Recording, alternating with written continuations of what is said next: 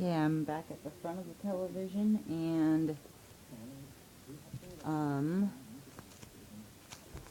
well, while I'm up here, I might as well just give you a closer look at what the screen looks like now.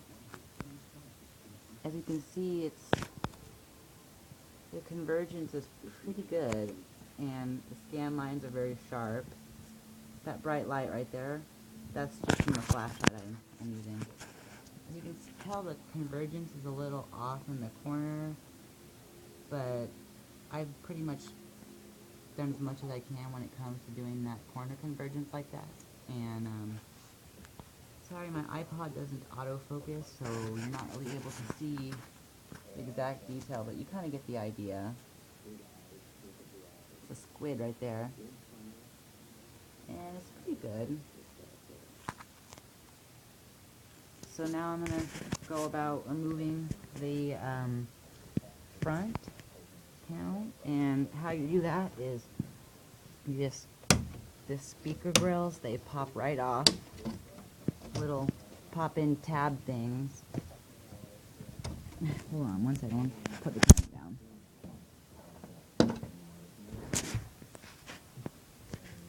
And there are 4 screws. There's one right here. I'm just going to go ahead and remove that. Got one down. I'm on to the second one. The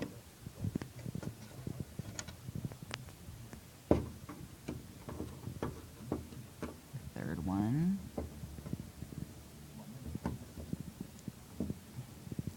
And in the future, when I have more time, I'm going to clean the deeper optics, but I'm going to do some more research on how to do it before I actually do it, so I don't get coolant leakage, because if I get, what am I talking about? If I get, coolant leakage on anything on the inside, I am screwed, because this is our only TV we have. So, on to the second speaker panel. Same thing, same deal, you just, sorry about this lighting. There, that might be better. We don't have any lights in our living room except the lamp, and the lamp is burnt out, so that's why it's so dark in here, if you're wondering. Again, same thing. I know the speaker looks a little bit damaged. That's because I had to replace the speakers in this thing because they blew out. And so I found a Mitsubishi front projection television out on the side of the street and pushed it all the way home, and to find out it didn't work, so I took what I could from it, which happens to be the speakers, and they were a perfect fit, except now, since we have the surround sound set up, I really don't have a use for the TV speakers, because, I mean, it's not that they don't sound good at all, but they're pretty decent, but I'm used to surround sound, you know, so, as anyone would be, and, yeah, and now we're on to the last screw,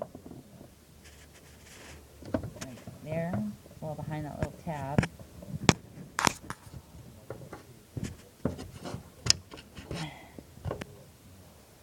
I'm just gonna kind of let that sit there. I gotta kind of hurry so it doesn't fall over.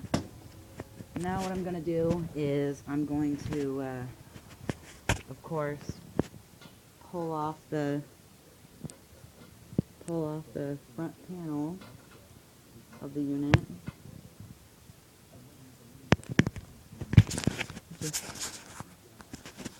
should come off pretty easily. Just gonna set that to the side. Now what I'm gonna do is, there's your various tubes. Red, I believe, yeah, red, green, and blue in order. And what I'm gonna do is I'm gonna be adjusting the lower set of those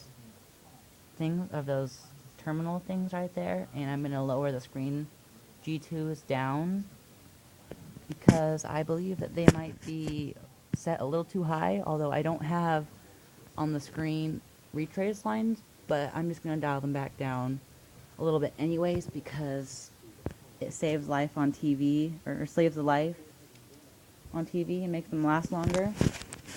Doesn't cause, screen burn as much. I'm just going to grab our remote, if I can find it. I'm going to put on a HD channel, an HD movie I have recorded. Don't you just love it when you can't find the television remote? It is a pain. And I cannot find it. So, I'm just going to go ahead and use my arrow keys. Click the menu button. Go down. Oh, recordings.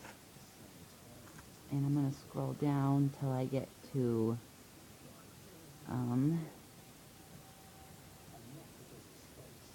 let's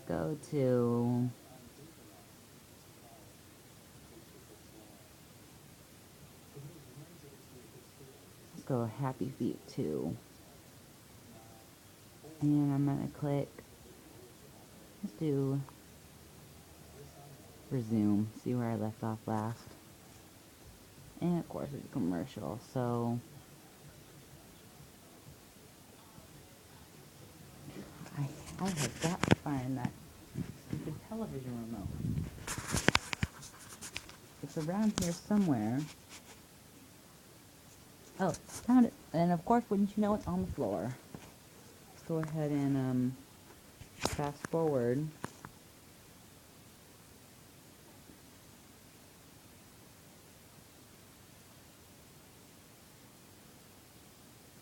I'm going to wait till it gets to, well, we're just going to skip through to a brighter part of the movie. Like right, we're going to keep going more. And we're going to do right there. Now what I'm going to do is I'm going to take the television set itself and I'm going to hit my menu button, go down to color, and I'm going to turn off the color until I get a black and white image. And then I'm going to go ahead and adjust my screen controls down there. And as I can already tell, there seems to be a little bit of a reddish tint or green. So now what I'm going to go ahead and do is adjust my screen controls just slightly.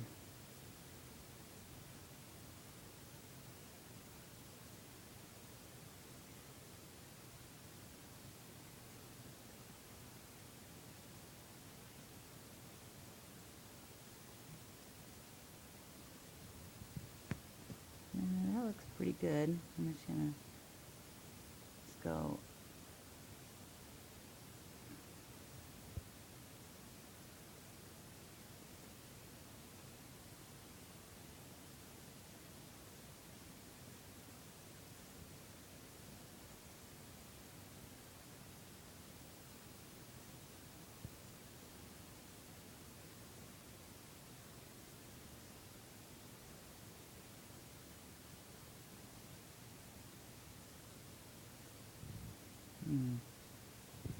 Let's see if that looks pretty good.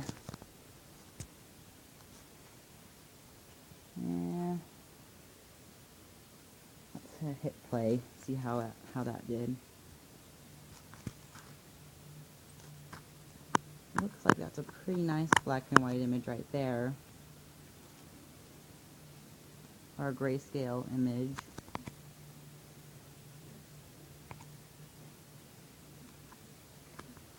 Yeah. maybe we need to hit pause again and lower down. I think maybe the green a little bit. Let's just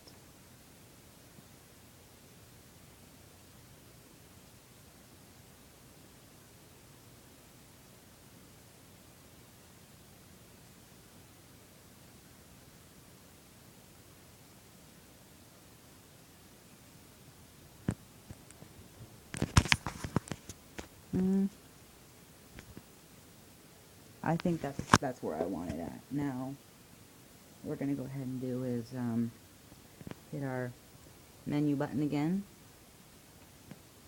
Oops, that was the TV video input.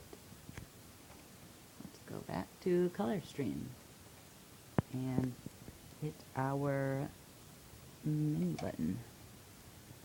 And then we're going to go up to our color, and we're just going to raise that up to where I had it before.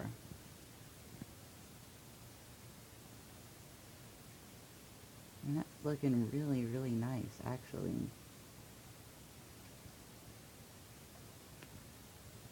Very, very dramatic, or drastic improvement, I would say.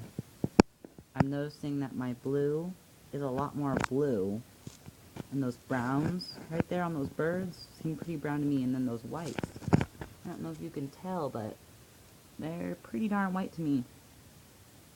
The one thing I like about this Toshiba is it has really nice blacks, and it has really nice whites on it, surprisingly. And that's all thanks to me doing things like this to it, taking the back off and adjusting it, and yeah, so this is it for this video, and be sure to watch my other videos. Bye.